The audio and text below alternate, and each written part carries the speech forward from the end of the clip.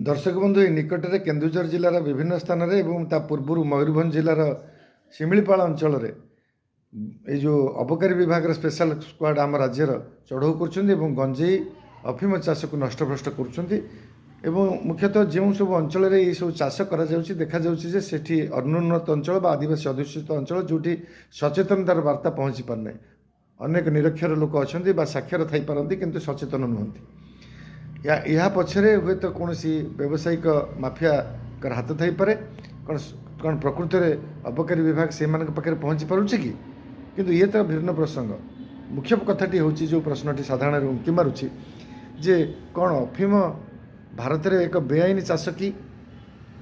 जहाँ आम खबर नेलु प्रकृत में ता नुहे कहीं आप मध्य प्रदेश राजस्थान एवं उत्तर प्रदेश प्रचुर परिमाण 1,20,000 ऊर्ध्व चाषी ए पंजीकृत होती सेंट्रल ब्यूरो ऑफ नार्कोटिक या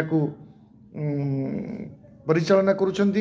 बहुल भाव में ये चाष को प्रोत्साहन एक लाभकारी फसल और ये दुरारोग्य व्याधि कैंसर भली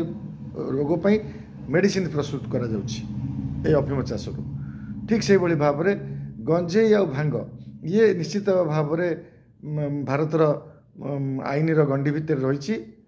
यह बेआईन भाव कर ओडिशा सरकार 2024 गोटे स्वतंत्र आईन करके कड़ाकड़ी कर बेआईन भाव कहीं करें किंतु चाष को जदि अलग राज्य में उत्तराखंड में गंजेई चाष हो पारुछि जम्मू काश्मीर हो पारुछि ताले ओडिशा रे कहीं नुहे ओडिशा सरकार आमर पुरातन पद्धति आयुर्वेद एवं तो ओडिशा सरकार आयुष माध्यम प्रदान कर आयुर्वेदिक चिकित्सा तो आयुर्वेद तो भांग आ गंजेई को औषध रूपे व्यवहार करा जाउछि पेट पाई मुंड पाई मन पाई व्यवहार करा जाउछि तो जदि औषधीय कार्य व्यवहार करा जाय परिबा एवं चाषी मैंने एक लाभकारी चाष भाव ग्रहण करेंगे